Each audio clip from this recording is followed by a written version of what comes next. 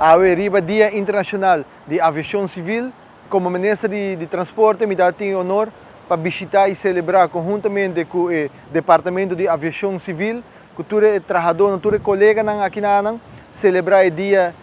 tão importante para a inteira comunidade de Aruba que está atendendo para o que trata a aviação. E à vez também nós estamos para comemorar os 100 anos de aviação também na Aruba. Me querer ano de celebração e conjuntamente com o colega de direção de luchtvaart me para celebrar e assim que nana duna também importância e reconhecer tanto na paixão, mas também na dedicação na trabalho para assim que nana segurar que a Aruba quede cumpre com o estándar mais alto de safety para a hora de tratar a aviação civil. E à vez nós estamos também para celebrar com os dois jubilados, tanto Alvaira Cruz, que celebrar 35 anos de dedicação e trabalhando com paixão para o governo de Aruba, trabalhando para o país Aruba, e à vez também nós estamos para assim que celebrar com Jantel Schwengel Paz, que a celebrar 25 aniversário, trabalhando também para o governo de Aruba. Para ambos, me quero